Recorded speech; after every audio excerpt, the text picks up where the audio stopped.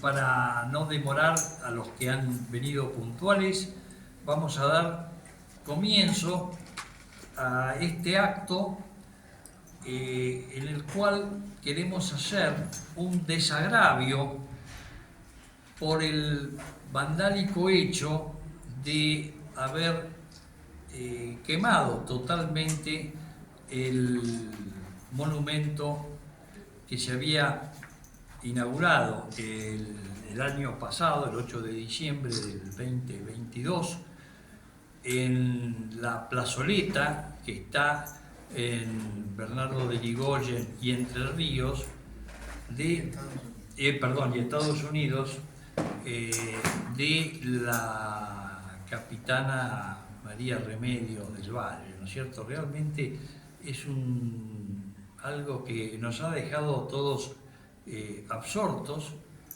y realmente hasta el día de hoy no hay ninguna noticia sobre quiénes podrían haber sido los autores de este hecho. Pero queremos, como instituto y como personas que nos interesan los temas históricos, recordar a esta gran personalidad. Por eso hoy tenemos un panel excelente con el doctor Atilio Álvarez, un gran hombre de la cultura, un historiador, y con el historiador también Daniel Brión, que es el autor de este libro importantísimo, Capitana María Remedios del Valle, Madre de la Patria. Es un interesantísimo libro que ya tiene varias ediciones, y Brión fue quien rescató del olvido a esta persona. Realmente ha tenido un éxito muy grande, porque prácticamente era alguien desconocido, de modo que yo les recomiendo también, porque luego hay ejemplares que pueden ser adquiridos, porque analizan muy bien todo el tema, de modo que realmente es importantísimo, no solo en lo que a María del Valle se refiere, sino también, bueno, ya ellos nos contarán un poco cuál es la historia.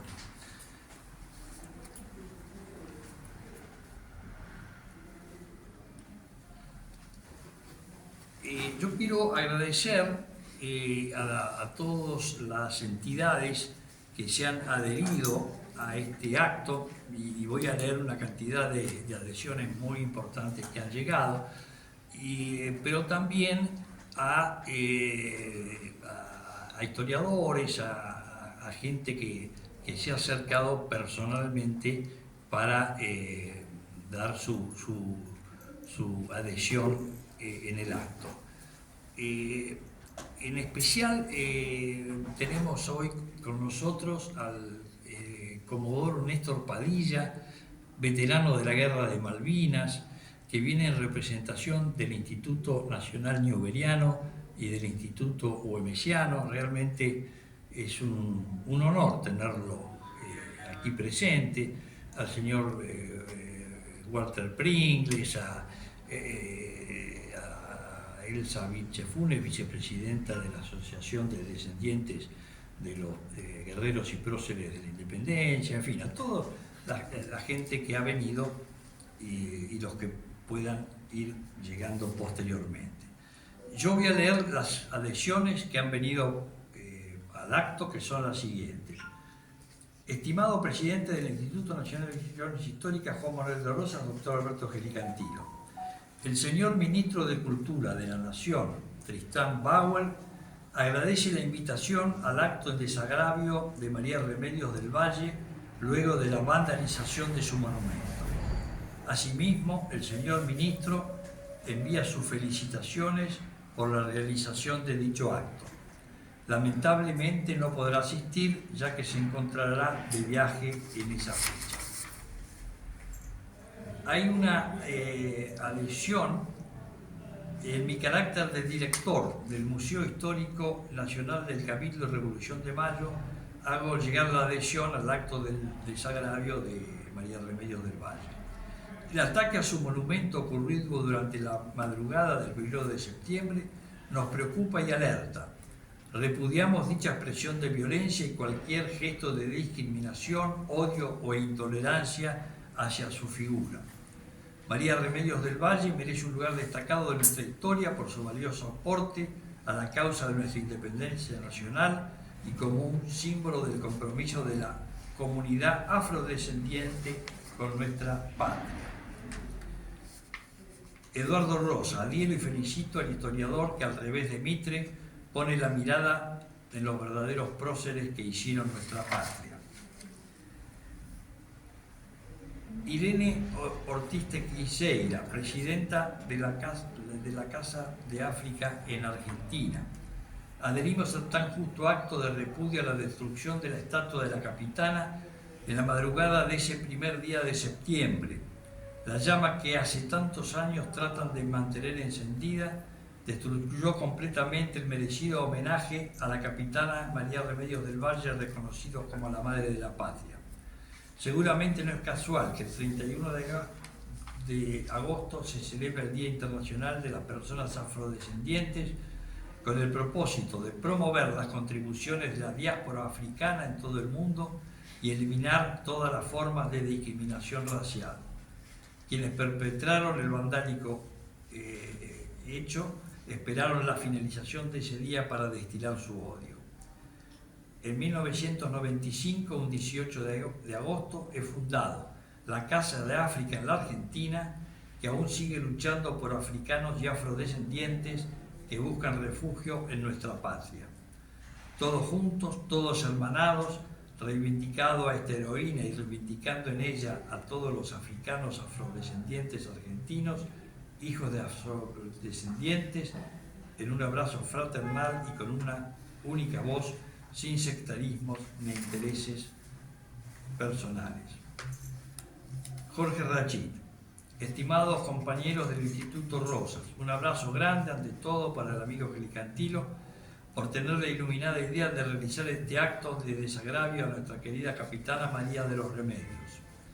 Me alegra ver en la mesa que la reivindica justamente al compañero y amigo Brión, que allá por el año 2014 en el auditorio del Sindicato de Empleados de Farmacia presentó la primera edición del libro que empoderó y visibilizó a esta patriota como tal, como mujer y como afrodescendiente. Lamentablemente me encuentro en el interior de nuestro país y no podré estar físicamente presente, pero le envío mi total adhesión y un enorme abrazo. Luis Launay, presidente de la Comisión Nacional de la Vuelta de Obligado. Estimado compañero de Daniel Brión y demás presentes, en mi nombre y demás integrantes de la Comisión Nacional de la Vuelta de Obligado, nos queremos solidarizar ante los hechos de vandalismo sufridos al monumento de la Madre de la Patria, María de los Remedios del Valle. Nosotros sabemos de estos agravios, los hemos sufrido con todas nuestras heroínas y héroes. Solo hay que recordar el cadáver de Vita. Por cada agresión que nos hagan, replicaremos con estoicismo. Por cada ataque nos volveremos más sabios y más fuertes. Oscar Antonio Cuartango, que fuera ministro de Trabajo durante la gobernación de Daniel Scioli. A título personal y en mi carácter de conductor del Grupo Descartes, institucionalmente adherimos al acto de desagravio a María Remedios del Valle con motivo de la vandalización de su monumento y nos solidarizamos con los organizadores. Con la seguridad de nuestra mayor consideración y estima, los felicitamos por la iniciativa. El profesor Marco Aurelio Rosselli, en mi carácter de director del Instituto Superior Dr. Arturo Jaureche de Merlo, adherimos al acto de desagravio de nuestra prócer de la Guerra de la Independencia, María Remedios del Valle.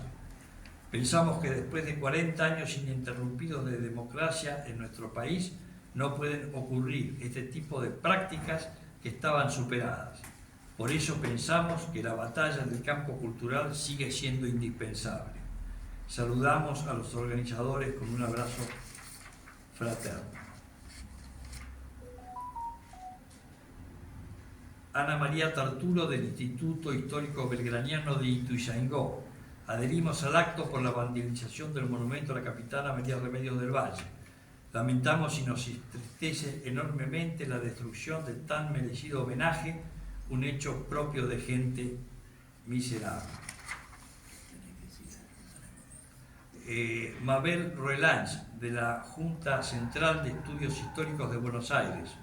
Repudiamos la destrucción del monumento a María de los Remedios del Valle, madre de la patria, capitana del ejército del general Manuel Belgrano, quemado y destruido en su totalidad, pero con este acto de vandalismo no lograrán borrar su nombre.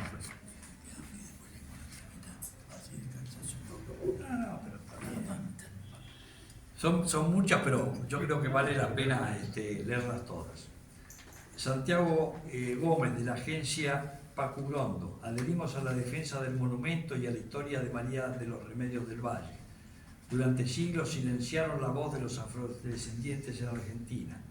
Reivindicamos el trabajo del historiador Daniel Brión, que presta su voz para hacer oír voces que aún intentan silenciar, pero nunca más lo conseguirán. María Guerrieri, desde la Secretaría de Derechos Humanos del Frente Grande de General San Martín, adherimos al acto de desagravio a María Remedios del Valle, repudiamos enérgicamente toda vandalización y negacionismo que vienen instalando desde los sectores políticos. Estos hechos es el intento feroz de querer borrar la memoria, la verdad y la justicia de nuestro pueblo, sufrido y derramando mucha sangre para no tomar conciencia. Justo Pereira, la Casa de la Memoria y Resistencia Jorge Nornizazo, adhiere al acto de desagravio de la capitana María de los Remedios del Valle y repudiamos enérgicamente la destrucción del monumento en su honor y memoria. Destacamos que lamentablemente se esté creando en la sociedad nuevamente, tras tantas luchas por defensa de la democracia, de la libertad, de la memoria, esta mentalidad de odio. Un abrazo a Daniel Brión, a quien felicitamos una vez más por haber sacado a la luz la historia de esta patriota que la historia liberal mitrista pretendió ocultar por tantos años. Toda nuestra solidaridad. Faustino Schiavoni, desde Nogoyá, Entre Ríos, hago llegar a ustedes la más ferviente adhesión al acto de desagravio por la vandalización del merecido y tardío monumento a la capitana María Remedios del Valle. Como rector del Instituto de Estudios, Investigación y Capacitación del Partido Justicialista de Entre Ríos, siento la obligación de manifestar la necesidad de reivindicar la historia, en el caso la participación africana y afrodescendiente en nuestras luchas por la independencia. Un fuerte abrazo a todos en el Instituto Rosas y al amigo Daniel Brión, que ha hecho de la visibilización y empoderamiento de los ocultados de la historia liberal una verdadera militancia. Evita Morales, la Comisión Memoria, Verdad y Justicia de General San Martín, adhiere al acto en desagravio a María Remedios del Valle, madre de la patria, tras la vandalización y destrucción total de su monumento por vendepatrias que solo buscan borrar nuestra verdadera historia y desconocer por odio racial la importancia de afros y afrodescendientes en nuestra patria. El profesor Eduardo Nocera, Cátedra Historia de Latinoamérica y de la Historia Regional Argentina de la Universidad Nacional de las Artes. El artiguismo fue la expresión federal de participación popular de los grupos campestres, de paisanos, indios, tapes, mestizos y afros. El Ejército Nuevo, rasgo fundamental del federalismo montonero de Artigas, donde centenares de lanceros y lanceras y batallones de libertos, negros, pardos y morenos demostraron notable convencimiento para luchar hasta el final por la gesta emancipadora de los pueblos libres. La capitana María Remedios del Valle, tantos como aquellos luchadores invisibilizados largamente, ha sido recuperada con un arduo compromiso y hoy es admitida y juramentada como símbolo de la base social de la revolución. Emancipadora María Remedios, no olvidamos la promesa de tu causa. Pregamos como vos hace 2 siglos por una independencia con igualitarismo social y total reconocimiento de nuestras raíces. Y la última es de Joao Flor Oliveira, afrochaqueño, escritor, comunicador y etnoeducador. Desde autoconvocados afrodescendientes chaqueños, manifestamos nuestro más enérgico repudio ante los hechos vandálicos en el monumento de la capitana María Remedio del Valle, noticia lamentable de público conocimiento. Las organizaciones y personas afrodescendientes que venimos levantando la bandera de resistencia como ese monumento, nos vemos afectados enormemente ante el hecho que exigimos de forma inmediata se investigue qué y se aplique el peso y el rigor de la ley ante quien o quienes hayan perpetrado tal daño y perjuicio a la democracia, pero fundamentalmente al espíritu de lucha de los afrodescendientes. En este caso también amerita reflexionar sobre aspectos como el material con que se produjo deja un mensaje para analizar. Tamaña hidalguía no debería estar cubierta solo por una buena pintura, sino del componente que iguale esos valores. Ante estas circunstancias, vale repensar y redoblar los esfuerzos por visibilizar a la madre de la patria, a los afrodescendientes y como síntesis a la figura y energía de la mujer, como motor y fuente de inspiración de la nación y como modo de compensar el daño público, instalar en cada provincia un monumento de la figura de Remedios, con características propias de cada región y con la mano de obra de artistas afrodescendientes del lugar, que el Estado provincial reconozca como un símbolo de lucha y resistencia. Quizás esta circunstancia sirva en múltiples sentidos para señalar que el diseño para los afrodescendientes termina en 2024 y que desde el Estado nacional y provincial en muchos casos poco y nada se ha accionado sobre los 3 ejes fundamentales para desarrollar políticas públicas, entre ellos reconocimiento, justicia y desarrollo. También válido pensar los afrodescendientes en un llamado público a unirnos y a dejar de una buena vez y para siempre las diferencias, que no son más que el triunfo del colonialismo. Esas ideas de divide y triunfarás, válido aquí decir basta también de estas actitudes que poco y nada colaboran para pararnos desde los territorios de identidades con fuerza, como nos han enseñado nuestros ancestros, no solo levantándose, sino liberando países. Sobradas evidencias tenemos para dejar en manos de otros lo que siempre hemos sabido hacer. Bueno, realmente, como ustedes verán, tenemos múltiples adhesiones y asimismo se encuentra presente el profesor Miguel Ángel Lentino, presidente del Instituto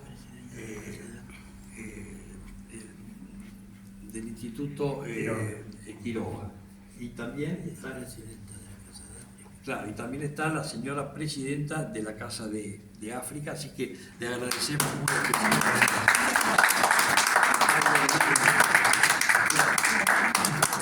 Bueno, también está Pablo Hernández, bueno, está Alberto Descalzo, múltiples amigos. Así que le vamos a hacer. No lo tengo acá en este momento. Poder sumarme humildemente a una acción de reivindicación que ha cosechado, porque esto es una real cosecha a granel, digamos, esta cantidad de adhesiones desde lugares tan distintos. Sumarme desde amor por la historia, pero también por un origen distinto, ¿no es cierto? Sin embargo, esto significa que todos debemos unirnos en el reconocimiento de los valores fundantes de la nacionalidad, vengamos de donde vengamos. Desde mi oficio cotidiano le quiero agradecer al señor coordinador de la Comisión de Cultura de la Asociación de Magistrados y Funcionarios de la Justicia Nacional, mi querido amigo y compañero Alberto Giordano, su presencia, que implica de un modo la presencia de la gente de la justicia en un acto de justicia. Segundo honor, pues disertar en este lugar, que es un imán de reconocimientos desde hace muchas décadas. No lo digo por el compañero, lo digo por mí. Vale mucho más esa pila de adhesiones que todo lo que podamos decir.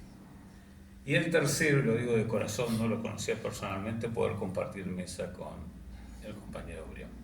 Conozco su historia, conozco su obra y sinceramente me halaga personalmente poder compartir, intercambiar o discutir incluso.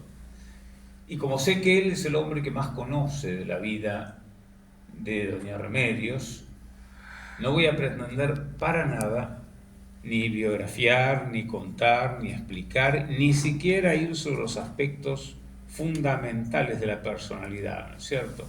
Mujer, afroargentina, pobre, porque estaría como invadiendo un terreno. La historia no tiene dueños, guay de los que se crean dueños de la historia, como ha pasado en nuestra historiografía. La historiografía puede tener copyright, la historia no. Pero invadir el lugar que ha sido estudiado con tanta profundidad por el compañero Urión sería, me parece, una falta de respeto. Yo lo voy a ver desde otro lado. Me voy a imaginar, joven maestrito de grado, fui maestro de Eduardo Rosa, en algún momento libre, con guantes de aquellos que eran durísimos, ahora son todos especiales, con mascarilla, abriendo una caja de documentos. En eso somos todos mitristas, la historia con documentos, ¿no es cierto? Pero una caja de documentos, y como suele pasar en las cajas de documentos, arriba está el último, el más moderno. Hay que seguir buscando para encontrar, vaya a saber qué amarillo papel abajo de todo. ¿Y qué me encuentro en esta caja imaginaria de documentos? El último dato histórico sellado con el idioma propio de la burocracia, si ustedes quieren, pero el que vaya si nos sirvió en el caso, porque es la contaduría de la nación la que tiene el recuerdo de doña Remedios.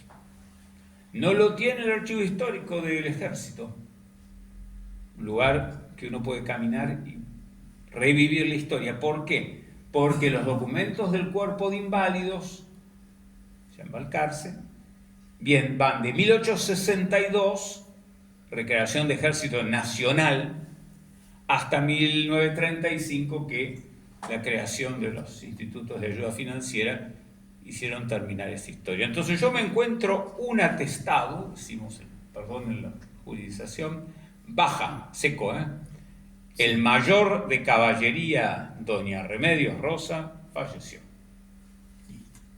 Simplemente. De ahí empezamos a pensar el hecho histórico. El mayor, fíjense ustedes, y coméntanos con las compañeras que están haciendo toda la reivindicación de género, que uno de los primeros elementos en el lenguaje castellano y más allá del castellano, que feminizó las palabras, fue los títulos militares. Dijimos generala, la Virgen generala. Y no hablábamos idioma de género ni nada, Coronela, bandera coronela, la del regimiento. Mayora no lo hicimos nunca porque está muy ligado al adverbio, ¿no es cierto? Pero sobre todo, capitana. La palabra capitana está preñada de emoción. Para el tiempo que empezaba a pelear allá en las invasiones, doña Remedios, auxiliar del tercio de los 4 reinos de Andalucía, poquito años más atrás, en España, la Zaragoza sitiada por ejércitos napoleónicos, nuestra gente, porque aquella guerra de independencia fue también nuestra gente cantaba aquello de la Virgen del Pilar dice que no quiere ser francesa, que quiere ser capitana de la gente aragonesa, capitana de la gente, capitana, la que va a la cabeza. Y le seguimos llamando la capitana en el libro, y le llamaban capitana, la capitana, a veces hasta burlonamente, en las calles, en los atrios donde mendigaba.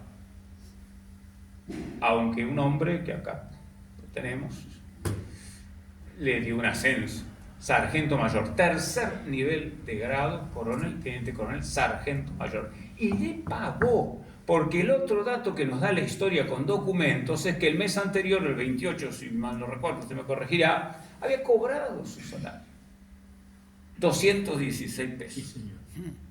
Y como la historia nos obliga a no hacer anacronismo, porque 216 pesos ahora con inflación, ¿qué era 216 pesos? En principio era sueldo entero, quiere decir que a los inválidos no le había reducido el gobierno austero del restaurador, en plena crisis de que no entraba un centavo del comercio exterior. Cualquier coincidencia con la realidad actual es mera coincidencia, en plena crisis no le había rebajado. ¡Epa! A mí me la contaron cambiada la historia.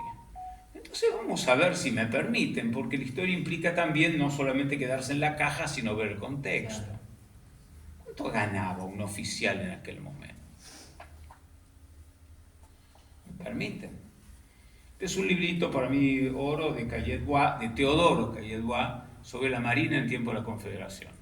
Está hecho sobre los cartapacios de documentos que la familia Alzogaray de aquella época, 1890, le da directamente. Son el archivo privado, en la Argentina y en América Latina hay más en los archivos privados y externos que en los archivos oficiales, el archivo privado del ayudante de órdenes del almirante Brown, hombre que se batió en la vuelta obligado, etc., Álvaro Alzogaray, de aquel Álvaro Alzogaray. Y fíjense, ustedes nos dicen los sueldos. El comandante y ayudante de órdenes ganaba, Álvaro Alzogaray, 150 pesos. ¡Epa!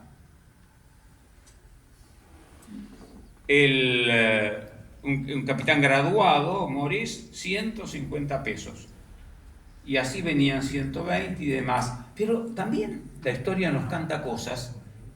El médico y cirujano, en este caso Salustiano Cuenca, Lorenzo Salustiano Cuenca, el hermano menor de Claudio Marco, el que muere en Caseros, masacrado bayonetazos por los brasileros cuando estaba curando enfermos, 600 pesos.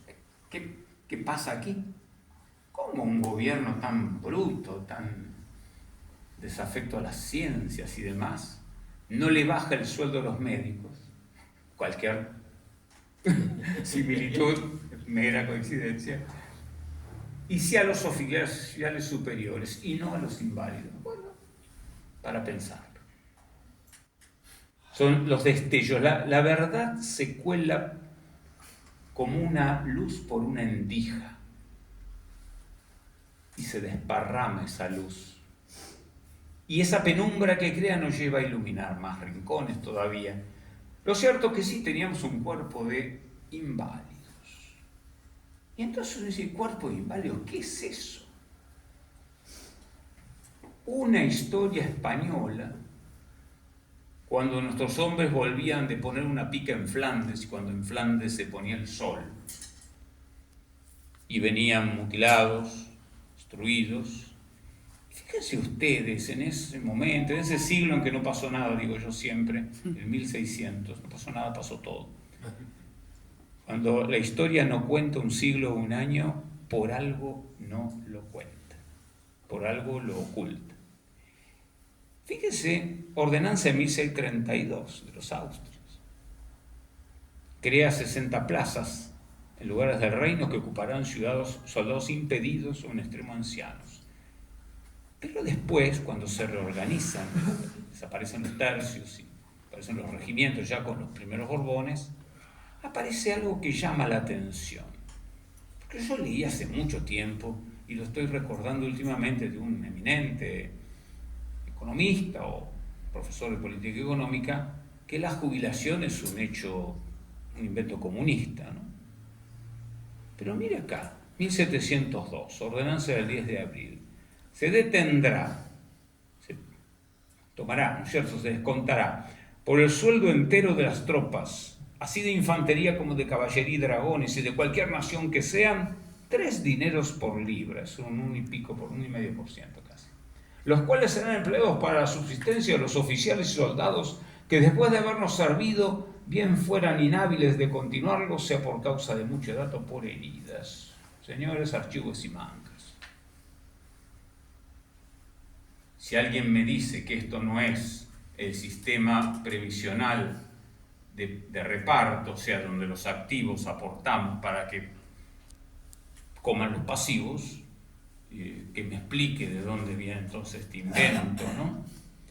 Y podríamos seguir en la historia del sistema español de inválidos, que no era solamente, como hicieron los franceses, un gran hotel para tener a los mutilados, les Invalides de París, sin duda, en eso nos ganan, pero de lejos, sino el sistema de que algunos seguían en una situación de activos y cobrando como activos comisiones reducidas. El cuerpo en nuestro ámbito en Buenos Aires originalmente tenía 493 inválidos que estaban, en 1803, del Pino, estaban distribuidos en plazas de lo que es la banda oriental, también en Buenos Aires y en algunos puestos de la entonces peligrosa frontera de indios, digamos. ¿Y qué hizo ese cuerpo al cual perteneció como tercer rango, coronel, teniente coronela, mayor? Doña Remedios Rosas, ¿qué hizo ese cuerpo? Bueno, en la defensa de Buenos Aires custodió la fortaleza. Ella no, ella estuvo con su marido y su hijo adoptivo, lo contará sin duda en el centro del ataque, rindiendo regimientos que entraban por las calles chicas, no estaba ampliada Avenida de Mayo y Corrientes, por las callejuelas de Buenos Aires, rindiéndolos. Los demás no pudieron, los ingleses no pudieron llegar a la plaza, o sea que no entró en combate ese cuerpo. Ninguno, ni Osmuti ni Crawford pudieron llegar a la Plaza de Mayo. Historias fuertes de nuestro país, pero siguió la historia, ¿eh? Cuando hubo otra invasión, lo digo con respeto, sin reabrir heridas ni grietas, como los auxiliares franceses avanzaban, cuando el año 40 moría, decía el canto de Blomberg y Maciel, ¿no es cierto?, sobre Buenos Aires, y prefieren dar la vuelta por el sur al estilo de Racedo, cuando las gloriosas jornadas de federalización de la ciudad de Buenos Aires, ¿no es cierto?, en junio del 80, y para en Navarro esa noche, que para hacer, sin duda, ¿no?, un unipersonal de teatro trágico que decide la Valle retirarse. Había inválidos en la guarnición que estaba defendiendo Buenos Aires, en santos lugares y en la ciudad. Pero si ustedes me permiten, no quiero abundar en del contexto, porque esto es contexto. No sé si ella estuvo, yo creo que sí, que para el 40 ella habría tomado armas para defender. Pero en el 45 tenemos nosotros unos episodios, yo creo que no se llama glorioso, porque los episodios no son gloriosos, la gente está llena de gloria, o de vergüenza, según. Ustedes recuerdan que en el 38 los franceses atacaron Martín García, defendida por Jerónimo Costa, una masacre. No se atrevieron a tomarlo prisionero, la Alphonse Aneró, dijeron y lo devolvieron a Buenos Aires. Ahí apareció ese personaje tan particular, Ciurano, el Chentopé, desembarcando, un garibaldino, pero un garibaldino que llevaba años en Buenos Aires, que había colaborado con Rosas patrón de embarcaciones, para llevar suministros a los 33 orientales. Y después había optado por Rivera, de ahí el odio de Oribe. está mirando. Y Rosas le dice, no lo mate el Chentopé. Y no lo mató, lo tuvo preso, pero cuando firmó, no voy a reabrir historias, la capitulación del Pantanoso, un misterio de la historia rioplatense, inmediatamente lo fusiló. Patrón de embarcaciones de la Boca, Ciurán, familia existe todavía, Chentopé. Pero en esta no podía. ¿Por qué no quería defender Martín García? Porque necesitaba los cañones para el río Paraná, para la guerra del Paraná, para allí donde el Paraná da una vuelta. Entonces da la orden de no resistencia y deja 12 inválidos. Esas cosas. Señor presidente, ¿qué historia custodia este instituto? 12 inválidos haciendo acto de soberanía. El mayor Rodríguez, que también estuvo en obligado. Crespo había evacuado hasta el último cañoncito y armas.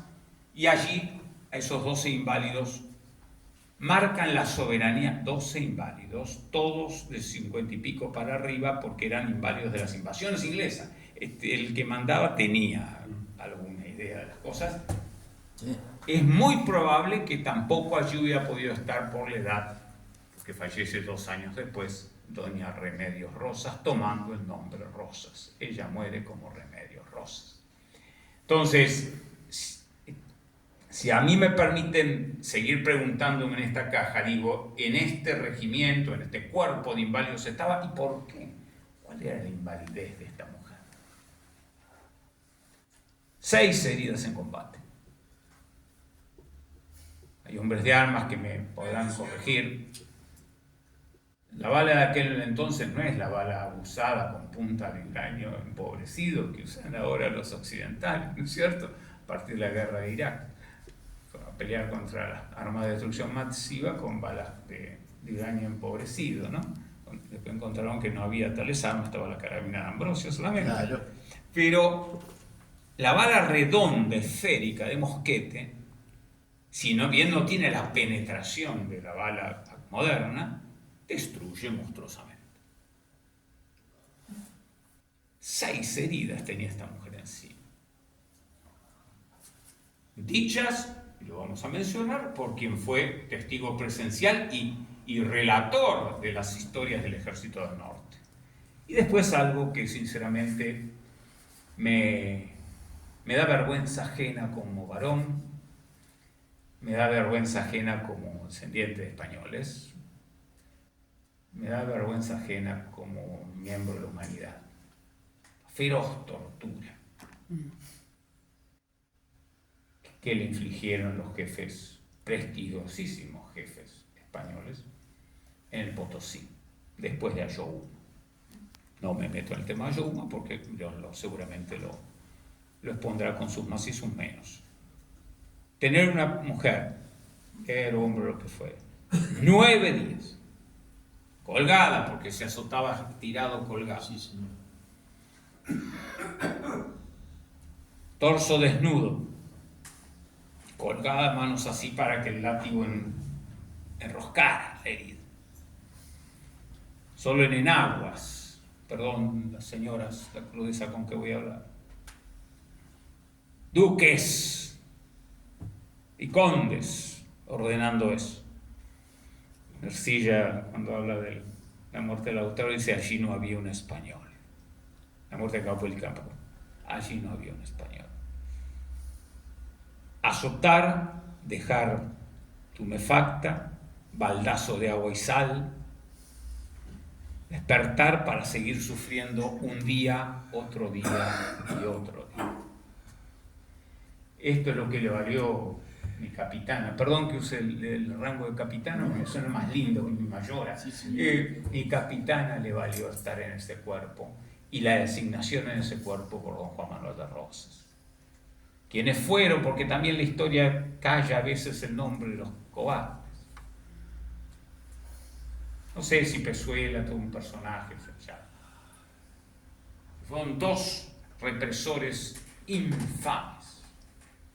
José Ramírez Orozco, el hombre que nos ganó en Huaki, los verdes de Ramírez, casado con una peruana, hijos peruanos, se fue antes de Ayacucho. durísimo. Entró en el Cusco en 1814, cuando la revolución del Cusco en 1815, y lo primero que hizo fue fusilar a nuestro colega Alberto, defensor de menores en el juicio de Tupac Amaru, que en una noche hizo el alegato, diciendo que no se aplicaba la pena de muerte a los menores de 25 años, 1781. Habría que hablar con algunos actuales. Y diciendo que si leyes bárbaras, así, permitían la tortura judicial para investigar el delito, ninguna ley permitía ejecutar con sevicias. Pacto de San José, Costa Rica, 1781. Agustín Chacón y Becerra, escribano del arzobispado de Cusco, defensor de menores ad hoc de los hijos de Tupac Amaru y otros chicos. No pudo salvar a Hipólito, pobrecito, 20 años. Cuando llega, miren si tendrá la sangre en el ojo, 1815, bando militar, porque esto de fusil, perdón, esto es fusilar por bando, por orden, sin juicio, sin nada. Mil disculpas a los dolores, por favor. Es histórico en América. Lo sufre siempre el mismo sector y lo ejerce siempre el mismo sector. Lo fusila al ex defensor porque quiso reeditar la de Tupac Amaru. Claro, se habían levantado con banda celeste y blanca y tiara inca para unirse con Belgrano. Este señor Ramírez es que ordena las medidas en general, y el que lo ejecuta en particular es Miguel Tacón, duque de la Unión de Cuba. Después, todavía el título, ahora en manos femeninas, está en España. Yo no sé cómo, no revisan ciertas cosas mis primos. Cuando eran jovencitos y entrábamos a la historia a veces por el folclore, había una samba muy linda, la Juana Zurduy, la cantaba Primo Di Fraga. Después la tapó la maravilla de Feliz Luna y Ariel Ramírez, en la cueca, ¿no?, de Mujeres Argentinas. Aquella decía: ya vienen desde Potosí los refuerzos que manda Tacón, degollando indefensas mujeres, matando y robando, en realidad es violando y robando, frío el corazón. Por nuestra música se filtró también, como los temas de Blomberg y Maciel, de Corsini, se filtró la revisión de la historia, es la luz que entra e ilumina la penumbra. Canallas, criminales de guerra, amparados en la amnistía generosísima, más que generosa, de Ayacucho. Que el general San Martín supo, y el ejército argentino debió formarse siempre en la doctrina de San Martín. Cuando en el norte, estando él en Tucumán, detienen a un represor espantoso que había masacrado poblaciones indefensas.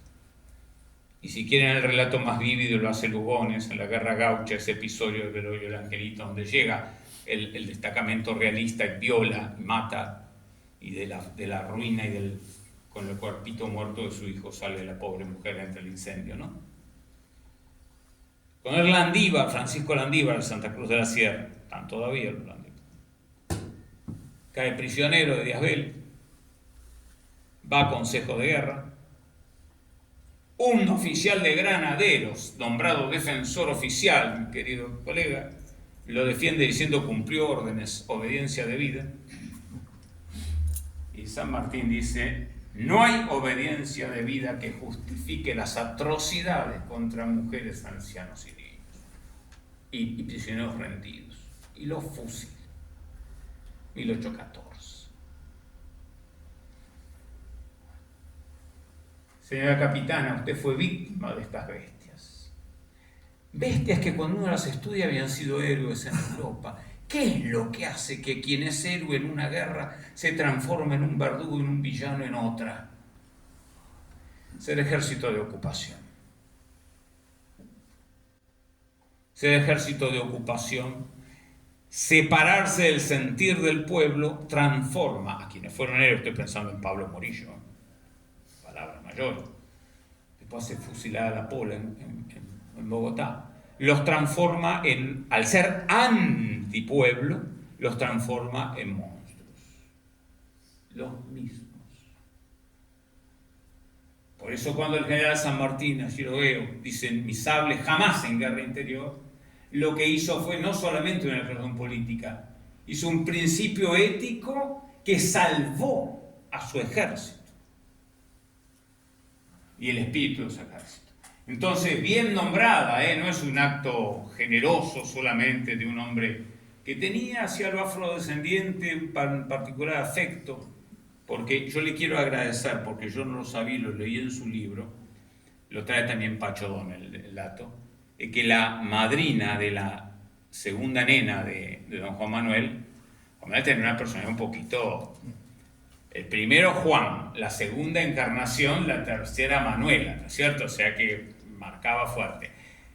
Es una morena de la casa Liberta, doña Gregoria, ¿no es cierto? Y usted lo trae, compañero, y eso no está habitualmente en nuestro... porque es medio escandaloso. Amadrinó a la nena que murió al poco tiempo. No es solamente un gesto de don Juan Manuel, doña Remedios, fue un acto de justicia, fue un acto de justicia. Usted merecía ser oficial de la Plana Mayor del Cuerpo de Inválidos de Buenos Aires. Torturada. Y si me permite 3 minutos más, lo tercero que el joven maestrito, digamos, enguantado, venía en esa caja a preguntarse, porque el otro documento es el debate, ¿no es cierto? Que bien lo explica León. Documento histórico. Tenemos la baja y el debate. ¿Quién estuvo a favor y quién estuvo en contra? Porque si no vamos allí, la historia es una repetición de hechos emocionantes. ¿Quién y quién? Porque ahí se ven las vertientes del pensamiento en un país. No solo en un caso. Fíjese que cuando Viamonte la encuentra y dice, primero ella lo pide, con un rico que le escribe, posiblemente no leyera, escribiera la señora, que no es el rico que muere después en Chascomús de los Libros del Sur, no estaba en Buenos Aires en ese momento. Es un amanuense, como existe en América es muy común, cerca de los tribunales alguien con una maquinita escribiéndole a pedido, escritos sobre todo en la zona andina, que es muy leguleya, ustedes saben.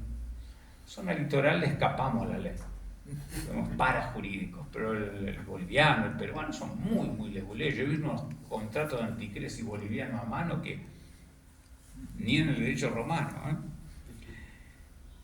El primero que certifica es don Hipólito Casiano Videla, el ayudante de Díaz Vélez en la vanguardia del Ejército del Norte. 2 veces prisioneros y 2 veces fugitivo escapándose de los españoles, en Casasmatas del Callao. Quien haya ido al Callao y ve los calabozos dice, la pucha, ¿cómo pudieron sobrevivir? Espantoso. Él volvió con Belgrano en el 20, fue jefe de policía de Buenos Aires, muere en el 29 y antes de morir certificó los servicios de doña Remedios. Viamonte, todos lo conocemos, y una comisión que dice que sí. ¿Quiénes son estos? Grela, el padre Grela, Fray Granizo le decían, peleador como el solo, dominico, cabeza de su congregación federal y director de la Biblioteca Nacional en su momento. El padre Fray José Ignacio Grela, personaje. Manuel Alejandro Obligado, comerciante, miembro del consulado de la familia de los Obligados, secretario de Pueyrredón, lo desterraron a Montevideo los decembristas, los de Lavalle, y hombre de consulta de Rosas. Y Eladio Pastor Otamendi, un hacendado, juez de paz de la Magdalena, en época de Rosas, casado con doña María del Pilar Borges. Saben algunos que yo estuve a cargo del sistema de menores de la Argentina, y el Borges de Otamendi era una institución. De ahí venía, ¿no? María del Pilar Borges de Otamendi. Las tierras de Otamendi, yendo a Campana, de tantos líos, se robaron hasta el suelo. O sea, no podían robarse nada, se robaban la tierra. Este Eladio Pastor Otamendi, fíjense, un cura, un comerciante y un hacendado proponen darle el grado de capitán con una mínima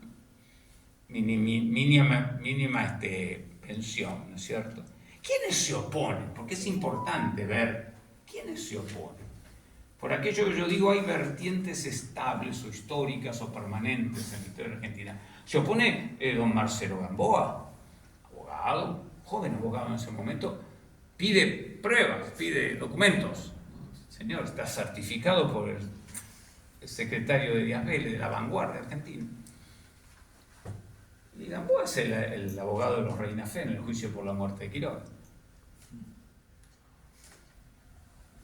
¿Y quién se opone con su palabra fuerte y decidida? Don Manuel Hermenegildo de Aguirre. Palabras mayores. Fuerte comerciante de unas potencias económicas de Buenos Aires, director del Banco Nacional de Rivadavia. Comprenden cómo las vertientes se van dando. Después, dentro de cada vertiente, las cosas van, vienen, hacemos, deshacemos.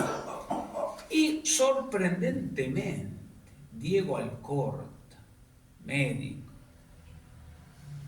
casado con una sobrina de Belgrano, del mismo que le había reconocido y le había dado el grado, de los Alcorta. Pero claro, un hombre es uno de los votos contra el reconocimiento de la suma del poder público a Rosas. ¿Comprenden cómo hay la misma vertiente?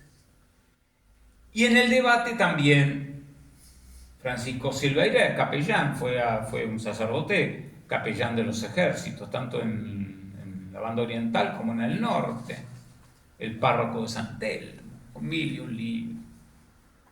Don Justo García Valdés, el protomédico, la defiende.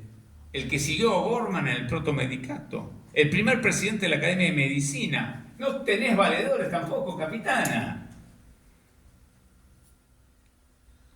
Que votó contra dar el título de restaurador de las leyes, no la suma del poder público, decía que no era republicano ese título. Sin embargo, siguió con designaciones y trabajando, y Rosas lo llama para hacer la reforma del Hospital General de Hombres en el año 35. Y bueno, Tomás Manuel de Anchorena, defensor de pobres del Cabildo de Mayo, mi colega, secretario de Belgrano, congresal de Tucumán, ministro de Rosas, ministro de gobierno de Rosas, a quien se le debe seguramente la redacción de ese discurso tan importante en la interpretación de la historia argentina, que es el discurso del 25 de mayo del año 38, donde explica el proceso de la independencia. Y Seferino Lagos, un abogado, ministro de Hacienda de Balcarce, Lomo Negro, reemplazó a Rosas y Patrón, rosista, en ese momento el librecambista, en el gobierno de Balcarce. Quiere decir que la historia se divide frente a un hecho como el reconocimiento de una mujer torturada. Vuelvo a decir, dejó mujer africana, pobre, torturada. Se divide porque en Aguirre, por favor, personalizo en Aguirre, no tengo nada ni contra la familia de él tampoco. En Aguirre, y en los que pedían documentos o aportes, siguiendo la cita inicial de aquel prohombre de la economía política, que decía la jubilación es un invento comunista, seguía diciendo, y mis alumnos me lo traían, estoy hablando de los segundos 70, ¿no? Mediados del 70. El Estado no debe interferir en cómo cada uno planea la seguridad de su vejez. Hay que ahorrar para la vejez. Y si se desvaloriza la moneda, ahorren oro. Doña, ¿por qué no fue a comprar oro? Y si no ahorró, esto es textual de un libro que se usaba en la Facultad de Derecho de la UBA. Y si no ahorró, para eso está la mendicidad y la beneficencia. Y cuando yo veo la figura y la solución del tema y el incorporarla en el activo de grado de un cuerpo de inválidos, digo, hay dos Argentinas, dos mentalidades. Seguí pidiendo limosna en los atrios de las iglesias, o un protoestado, si ustedes quieren. No voy a comparar la administración pública del tiempo de Rosas con ahora, que dice no, de esto la patria se hace cargo. Entonces, la figura de esta mujer y la ocasión triste de la quema de una estatua nos permite reflexionar, porque si la historia nos sirve para interpretar el presente, es una mera arqueología, una mera historiografía. La historia nos sirve cuando abrimos esa caja porque nos hace pensar para atrás, para hoy y para adelante. Muchísimas gracias.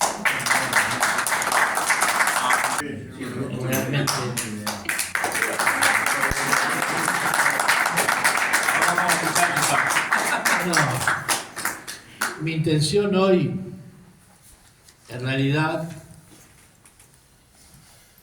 tengo que reacomodarme porque yo pensé que el primer expositor con quien nos acabamos de encontrar para ver cómo íbamos a encarar. Ni practicamos los penales.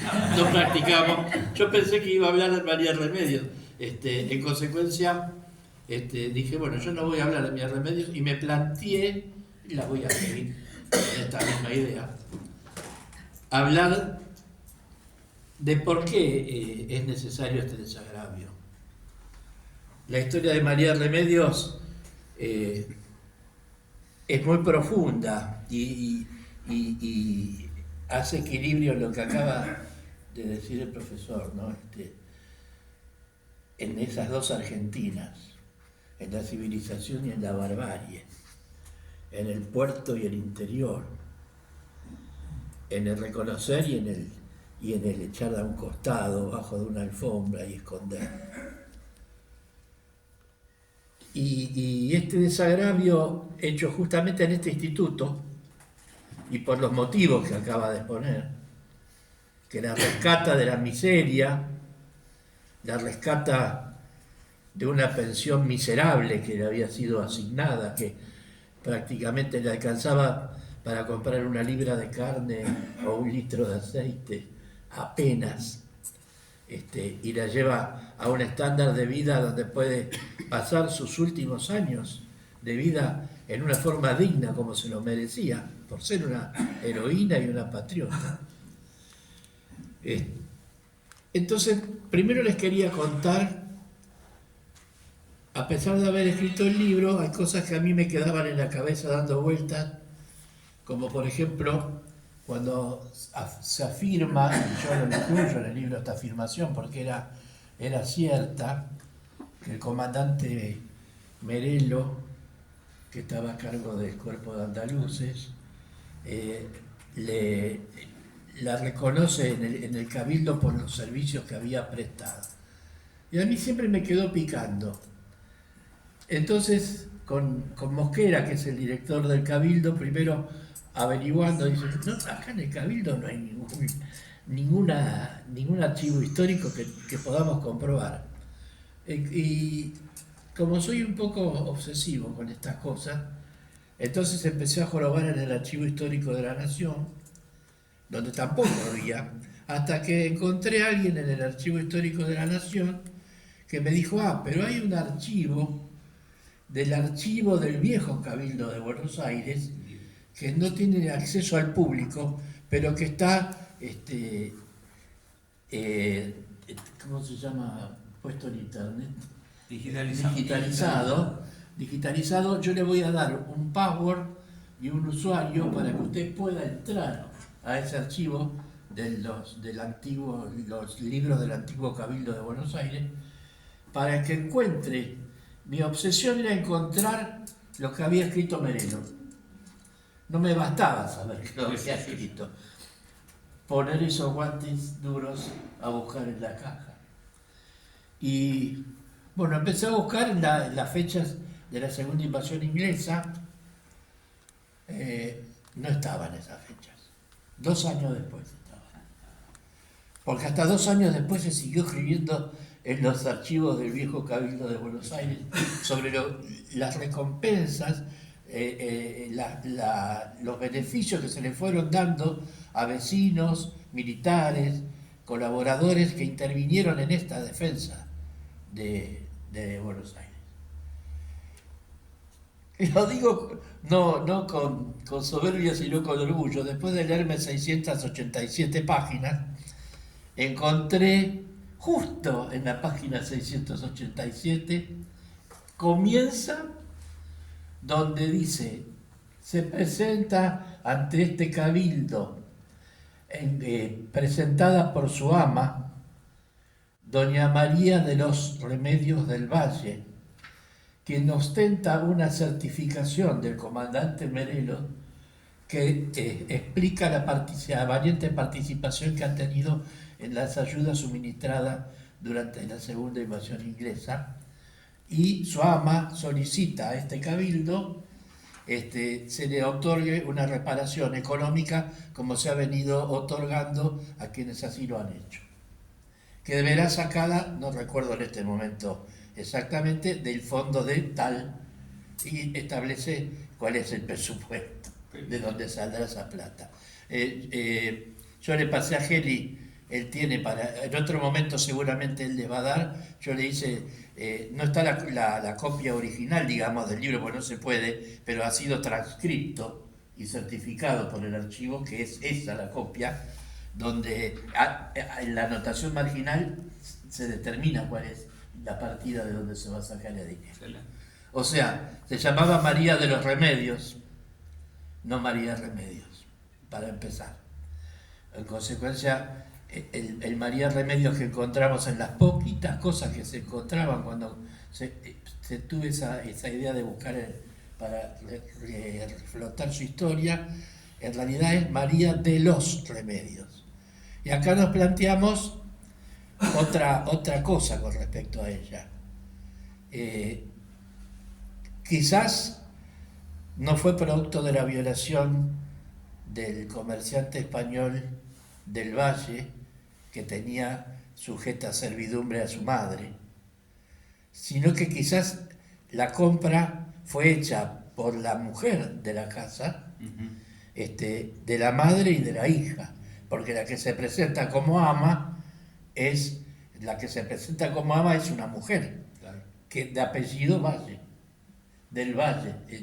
En esta certificación está el nombre completo de la ama, quien además es la que reclama que se le pague esto. Seguramente se lo debe haber quedado. No creo que se lo haya dado generosamente a María de los Remedios, lo que se le estipula que se le iba a entregar, ¿no? En consecuencia, el tema de la violación de la madre es una incertidumbre que no podemos terminar de discernir. Lo que sí podemos terminar de discernir es que ella era yoruba, o sea, de descendencia nigeriana, uno de los pueblos más avanzados en aquella época, en cuanto a cultura y a costumbre. Este hecho fundamental, así que yo ya me he comprometido en la próxima edición a corregir esto, ¿no? Y con respecto al desagravio, yo tengo una cuestión muy personal, que la ligo con una cuestión personalísima mía. Yo creo que la mayoría sabe que yo he tenido un tema familiar que ha producido grave daño en mi familia. Y pasaron muchos años hasta que nos pudimos poner de acuerdo, muchos de los hijos de quienes fallecieron en aquellas circunstancias, para formar una comisión y hablar hacia el exterior de lo que nos había pasado, primero sujetos por el miedo de querer expresarnos, impuesto por nuestros padres y por quienes habían convivido con ese miedo que se había impuesto.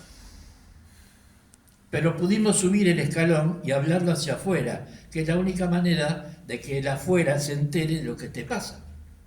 Porque si lo seguimos hablando entre nosotros, que somos los que lo sufrimos, los únicos que sacamos beneficios somos nosotros. Como ahora, cuando seguimos hablando entre nosotros de lo que hace Milei, y en realidad tendríamos que estar hablando de ver cómo salimos de este tema. O sea, lo que hace Milei ya lo sabemos todos, y se gastan renglones, hablando de lo que hace Milei. Que se dejen de bromar, hablar de Milei. Busquemos ver cómo salimos de este lío. Y yo creo que esto es lo que les está pasando en este momento a los afrodescendientes. Han sido tan sometidos, tan castigados, tan olvidados, tan dejados fuera de la historia. Ahora se ha formado una comisión nacional en el INADI, Comisión Nacional en Defensa de los Derechos de los Afrodescendientes. Se ha designado una directora que los maneja. En realidad parece un club de amigos, porque todas las reuniones que hace esta Comisión Nacional es de africanos, entre africanos, para hablar de los africanos, o de afrodescendientes, entre afrodescendientes, que hablan de los problemas de los afrodescendientes. De hecho, cuando se inauguró el monumento, el 95% de los que fueron al monumento eran los afrodescendientes. Y ahora, cuando se hicieron los actos de repudio a lo que pasó en el monumento, la convocatoria de esta Comisión Nacional y de las agrupaciones de afrodescendientes eran a las agrupaciones de afrodescendientes. Y yo creo que acá está el error. Tendrían que subir un escalón, porque la única forma que la comunidad tome conciencia, apoye lo que les pasa, los empuje y ellos sientan que son parte de esta comunidad y que la comunidad los une y no los discrimina, aunque haya una parte de la comunidad que continúe con esa idea de discriminación social, religiosa y política. Ellos deben comprometerse a salir de esa cerrado, la expresión es fea, pero es así, cerrado como culo de muñeco, y explayarse hacia afuera para darle oportunidad a que la comunidad les muestre cuánto los aprecia, para que la comunidad les pueda decir gracias por todo lo que hicieron, para que la comunidad les pueda decir perdón por todo lo que les hicimos. Porque si siguen hablando entre ellos, esta situación es muy difícil y va a demorar más en llegar. No se va a arreglar nunca. Por eso, la intención mía en este acto de desagravio, me hubiera gustado, no por ver una sala con más gente, no por la vanidad de decir cuántos vinieron, me hubiera gustado ver más afrodescendientes a quienes se los ha convocado específicamente a participar. Pero van a las reuniones que organizan los afrodescendientes. Está presente la señora presidenta de la Casa de África en Argentina, que siempre apoya y comparte esta visión y la compartimos juntos, ¿no? La única forma de lanzarse a la comunidad y sentir que la comunidad te apoya es abrirte a la comunidad. Y la única forma de luchar contra la comunidad que te discrimina es abrirte a la comunidad. Porque si no, todos estamos contentos hablando entre quienes pensamos igual. La cosa es hablar entre los que pensamos que no piensan igual. Y la cosa es darnos cuenta que quienes no piensan como nosotros o no tienen el mismo origen racial, étnico, religioso, sí apoyan lo que te está pasando. Entonces sí, lo que no te mata te fortalece, porque vas a encontrarte fortalecido por todo lo que pasa en la comunidad. Esto es lo que yo quería destacar de este acto de desagravio. Este acto de desagravio está hecho desde la comunidad para los afrodescendientes. Por eso le pedí filmar esto para después subirlo y presentarlo en las redes. Por eso escuchamos con tanto respeto a la última adhesión que la hace este muchacho de Afro Chaco, donde él mismo es uno de los que está luchando junto a Irene de la Casa de África y otras agrupaciones para lograr que estas comisiones y estas agrupaciones, esta comisión nacional que se ha formado, ¿qué decía en general? Cuando querés que algo no progrese, nombrar una comisión y listo, ¿no? ¿Se acuerdan? Bueno, acá es lo mismo, nombraron una comisión nacional de afrodescendientes en la cual la directora puso a todos los miembros que integran esa comisión, son todos los miembros de su propia agrupación, de afrodescendientes del tronco colonial. Y todos los afrodescendientes de las agrupaciones del interior y de las otras agrupaciones de todo el país están afuera mirando el panafricanismo, la Casa de África misma, todo, no han sido llamados a integrar. Entonces hay que subir un escalón. Y este desagravio, la intención es esa. La intención es esa, que se den cuenta que no están solos. Porque no hay nada peor que pelear sintiéndose solo. Yo quería decir eso solo.